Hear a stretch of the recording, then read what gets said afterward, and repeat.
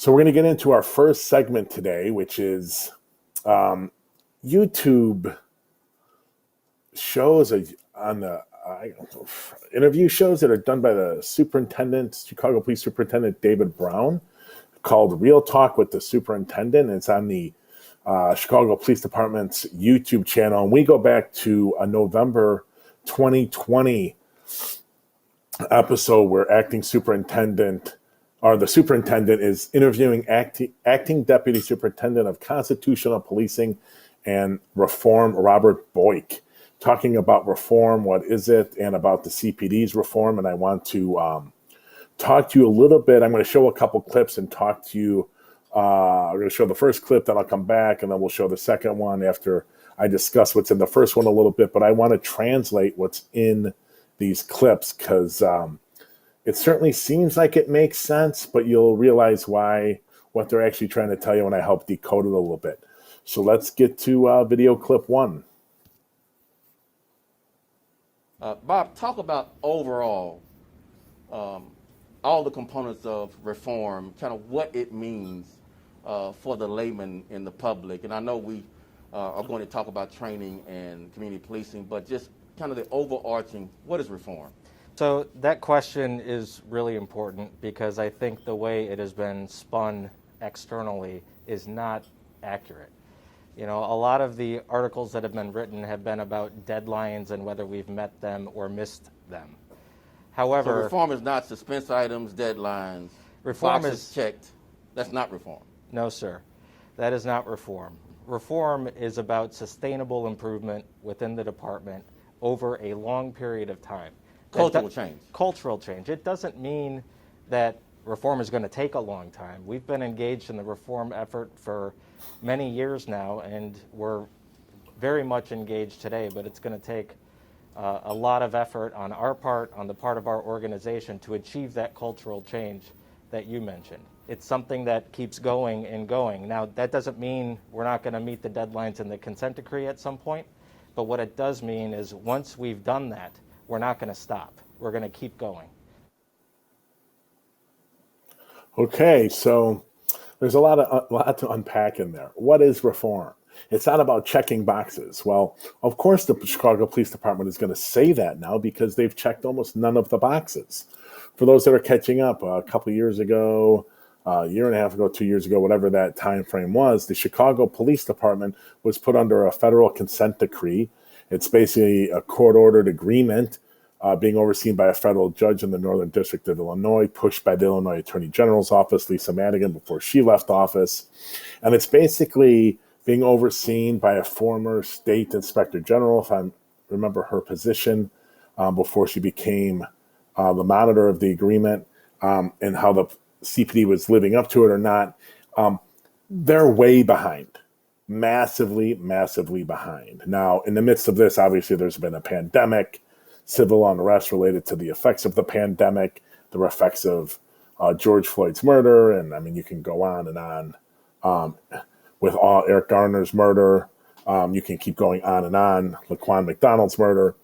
So that was going to impact, to some degree, their ability to check the boxes. But the police department is so antiquated, so beyond having 21st century modern anything, that you can't possibly have any faith that this old school, what I would call broken in many ways police department, it's kind of like they're saying, trust us. I know we agreed to this time frame and we agreed to check all these boxes and make all this progress by time, but we're not going to really live up to that. You can't imagine that's a reality. What we're going to do instead, though, is just trust us. You know, we're really for and engaged in cultural reform, and it's going to take a long time, even though we've been at it a long time. It won't take a long time, but we've been at it a long time, and it does take a long time, and it's not about checking the boxes. I mean, it's gibberish almost. The only way to have any faith in what they're doing regarding this reform and the consent decree is to check the boxes. This is not a department that these inspector generals, the Deputy Inspector General for Public Safety, has shown over and over and over in Chicago this year with their audits and investigations released, they don't have a policy. They don't follow policies. They can't honestly, with any integrity across the board, respond to subpoenas. They don't have, they fail in almost every aspect about releasing video in the 60-day policy for shootings and brutality that that Mayor Lightfoot champion, or private citizen, head of the police board, Lightfoot championed, and Ron put into place, and it's just found out to be a horrific failure. I don't know. They haven't earned trust us. And the mere fact that the superintendent is allowing that to be said on YouTube while he's in the room, let alone engaged in the stage theater of interview where the superintendent, not everyone that doesn't already know what the questions are said, and they haven't wordsmithed all the answers already. That's what's going on there. It's pure theater, nothing more. And it's kind of ridiculous. So let's get to clip 2. So, Bob, reform touches all parts of the department. Can you expand on that thought? Absolutely. We created an org chart where you have constitutional policing on one side and everything else on the other side. Right. But in reality, that's not the way it works. That's right.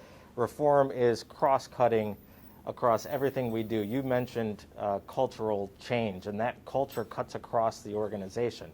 But it touches patrol in terms of number of supervisors we have, how we supervise, what are the roles and responsibilities of supervisors. It touches recruitment, hiring, and promotion. How do we attract diverse talent and bring them up through the ranks? It obviously touches training, and that touches every member of the department, because we've gone from 0 hours to 40 hours next year. Every sworn member of the department has to go through that. So this is not just one side of the organization versus the other. The other thing I would add is reform is not done in a vacuum. It has to be connected to our overall department strategy. And ultimately, reform will help us be the police organization that we want to be. But it can't be done on its own in a room over here. It has to involve everybody within the department, and I think we're on our way to being able to do that. Well, you certainly wouldn't know it from any of the reports from the monitor and her team about what you're doing, because you're failing in all the markers. So that's one thing. They're not wrong that it touches everything. And this is the problem, though.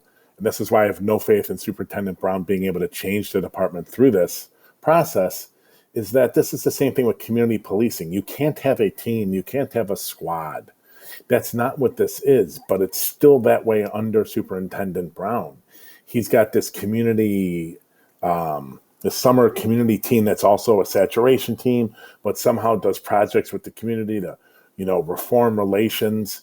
I don't have any faith in Superintendent Brown or the Chicago Police Department really taking constitutional policing and living up to the consent decree as seriously as it would need to be to allow it to infiltrate and touch every part of the department. That's not what this department is about, has been about. Superintendent Brown certainly isn't about it. So while they're right, I just don't have any faith in anything they're trying to do that would infiltrate all the aspects of the department they would need it to be. And Superintendent Brown certainly hasn't shown me anything. Without revealing too much, we'll get into Superintendent Brown's history in Dallas and why he may not be as trustworthy as we were led to believe, both by the Chicago media and our current mayor when that process was going on. So we'll see. I don't have any faith. Either hit the deadlines.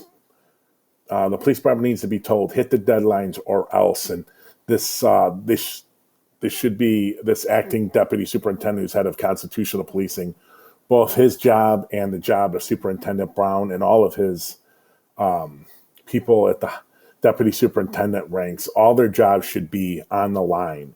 Hit those marks or get out of the department. If you can't do it, you can't be there. That's period. End of discussion. We'll be monitoring it for you.